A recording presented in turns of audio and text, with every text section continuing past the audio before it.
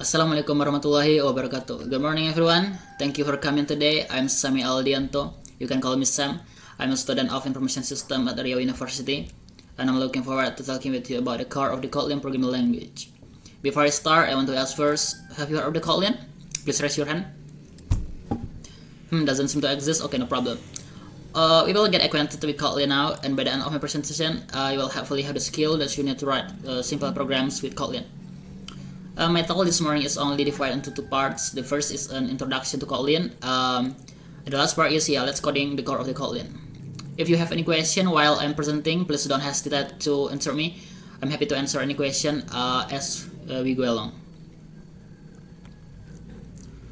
Kotlin is a general purpose statically type language that has become extremely popular in the last few years. Kotlin can be used on both the client and the server, which means the code can be run either on the user device, the client, or on some computer in the cloud server, which respond to requests from the client. On the client, Kotlin is now widely used for Android development, to write apps for the 2.5 billion devices running the Android operating system.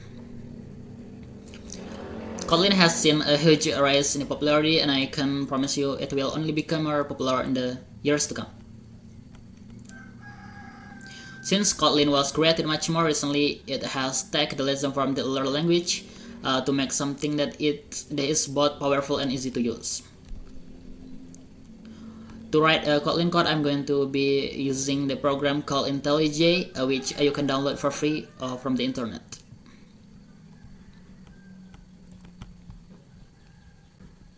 To start out with, I created an empty file called app.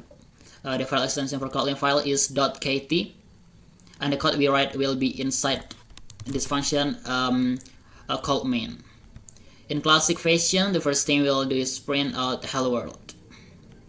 Now we'll execute our code by hitting this green arrow, which will compile and run our code. You can see the output in this run tool windows that pops up where it says hello world as we expect. Let's start out of Kotlin which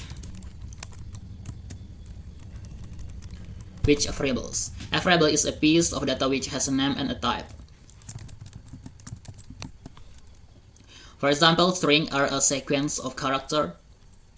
So my first name will declare the variable is with a special keyword called val. You can tell it's a keyword since it will turn different color in the editor. A nice feature of Kotlin called type inference, where if it's obvious what the type is, we don't need to explicitly indicate it. There's also important concept of whether a variable is read-only. If the value of a variable can change after its initialized, then we have to declare it with this var keyword.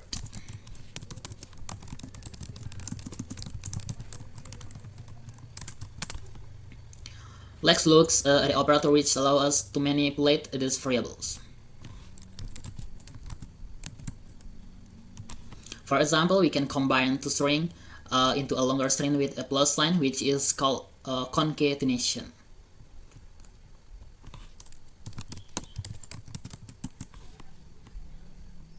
For examples, we can also subtract two numbers, then multiply them, divide, or find the remainder.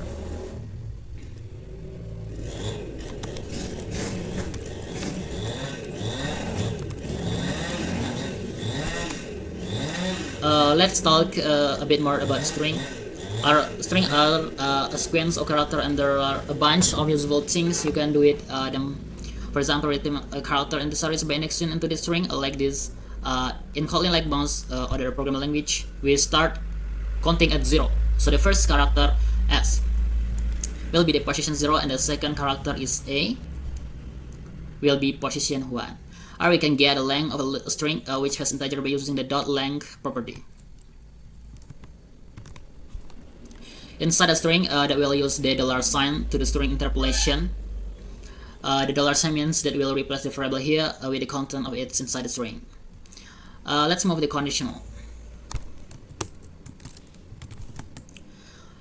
The conditionals, which are a way to execute certain code depending on a condition.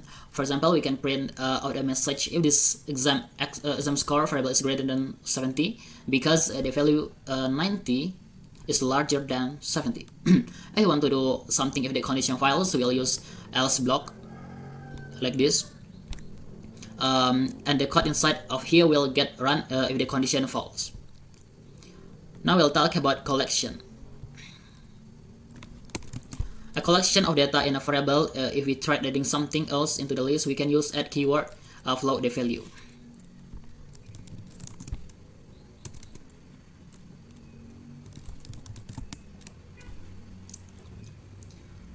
String, it's really common to do something in every element in a collection. The most common way of doing that is with a for loop. For example, if you want to print out each element in our list of names.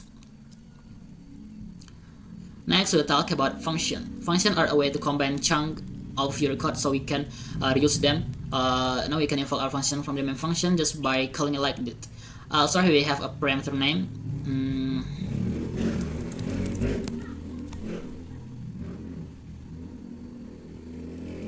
Parameter name of name and the type of string. So here we include that input into the print line.